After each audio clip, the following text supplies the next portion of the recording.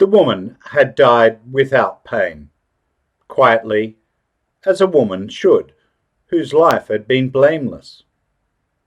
Now she was resting in her bed, lying on her back, her eyes closed, her features calm, her long white hair carefully arranged as though she had done it up 10 minutes before dying.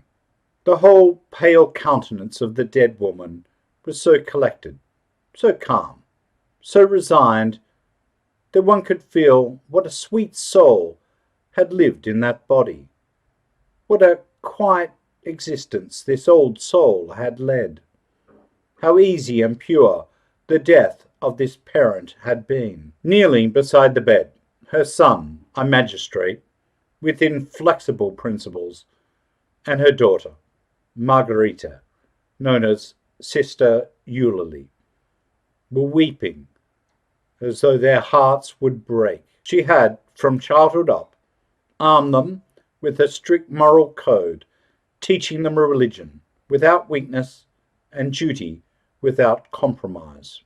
He, the man, had become a judge and handled the law as a weapon with which he smote the weak ones without pity. She, the girl, influenced by the virtue which had bathed her in this austere family, had become the bride of the church through her loathing for man. They had hardly known their father, knowing only that he had made their mother most unhappy, without being told any other details. The nun was wildly kissing the dead woman's hand, an ivory hand as white as the large crucifix lying across the bed. On the other side of the long body, the other hand seemed still to be holding the sheet in the death grasp, and the sheet had preserved the little creases as a memory of those last movements which precede eternal immobility. A few light taps on the door caused the two sobbing heads to look up, and the priest, who had just come from dinner, returned. He was red and out of breath from his interrupted digestion, for he had made himself a strong mixture of coffee and brandy in order to combat the fatigue of the last few nights and of the wake which was beginning. Sad, with that assumed sadness of the priest for whom death is a breadwinner. He crossed himself, and approaching with his professional gesture, "Well, my poor children, I have come to help you pass these last sad hours."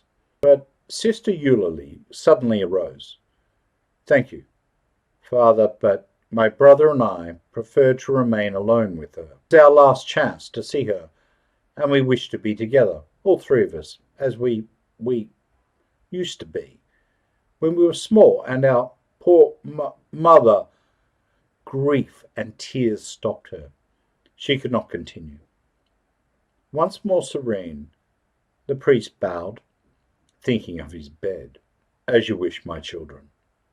He kneeled, crossed himself, prayed, arose, and went out quietly, murmuring, "She was a saint."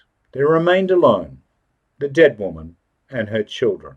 The ticking of the clock, hidden in the shadow, could be heard distinctly, and through the open window drifted in the sweet smell of hay and of woods, together with the soft moonlight. No other noise could be heard over the land, except the occasional croaking of the frog or the chirping of some belated insect. An infinite peace, a divine melancholy, a silent serenity surrounded this dead woman, seemed to be breathed out from her and to appease nature itself. The judge, still kneeling, his head buried in the bedclothes, cried in a voice altered by grief and deadened by the sheets and blankets, "Mama, Mama, Mama!"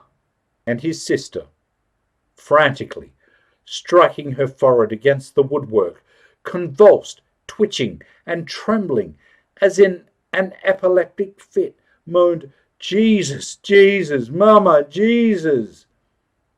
And both of them, shaken by a storm of grief, gasped and choked. The crisis slowly calmed down, and they began to weep quietly, just as on the sea when a calm follows a squall. A rather long time passed, and they arose and looked at their dead.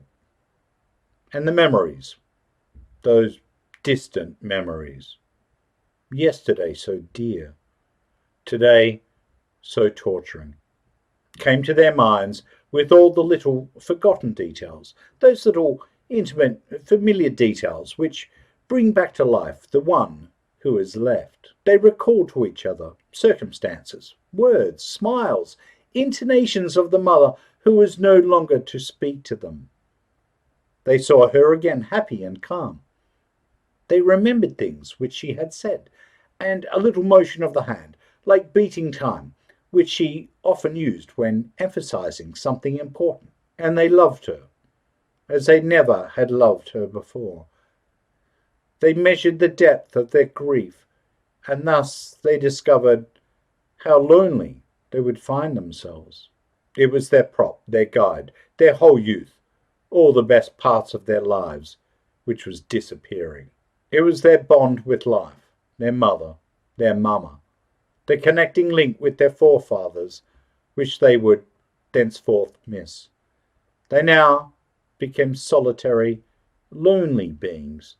They could no longer look back. Jan said to her brother, "You remember how Mama used always to read her old letters? They are all there in that drawer. Let us in turn read them. Let us live her whole life through tonight beside her. It would be like a road to the cross, like making the acquaintance of her mother, of our grandparents whom we never knew, but whose letters are there, and of whom she so often spoke. Do you remember?" Out of the drawer they took about 10 little packages of yellow paper, tied with care, and arranged one beside the other. They threw these relics on the bed and chose one of them on which the word "Father" was written.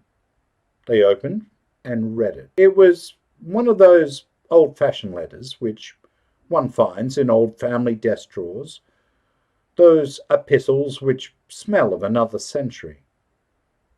The first one started, "My dear." Another one, "My beautiful little girl." Others, "My dear child," or "My dear," laughter, and suddenly the nun began to read aloud, to read over to the dead woman her whole history, all her tender memories. The judge, resting his elbow on the bed, was listening with his eyes fastened on his mother. The motionless body seemed happy. Sister Eulalie, interrupting herself, said suddenly, "These ought to be put in the grave with her. They ought to be used as a shroud, and she ought to be buried in it." She took another package, on which no name was written. She began to read in a firm voice, "My adored one, I love you wildly. Since yesterday I have been suffering the tortures of the damned, haunted by our memory.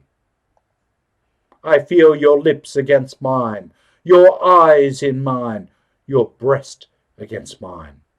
I love you, I love you. You have driven me mad. My arms open, I gasp, moved by a wild desire to hold you again. My whole soul and body cries out for you, wants you. I have kept in my mouth the taste of your kisses." The judge had straightened himself up. The nun stopped reading. He snatched the letter from her and looked for the signature. There was none, but only under the words, "The man who adores you." The name, Henry. Their father's name was Rene. Therefore, this was not from him. The son then quickly rummaged through the package of letters, took one out and read, "I can no longer live without your caresses." standing erect, severe as when sitting on the bench, he looked unmoved at the dead woman. The nun, straight as a statue, tears trembling in the corners of her eyes, was watching her brother, waiting. Then he crossed the room slowly, went to the window, and stood there, gazing out into the dark night. When he turned round again, Sister Eulalie, her eyes dry now, was still standing near the bed, her head bent down. He stepped forward, quickly picked up the letters, and threw them pell-mell back into the drawer. Then he closed the curtains of the bed. When daylight made the candles on the table turn pale, the son slowly left his armchair, and without looking again at the mother upon whom he had passed sentence, severing the tie that united her to son and daughter, he said slowly, "Let us now retire, sister." The end.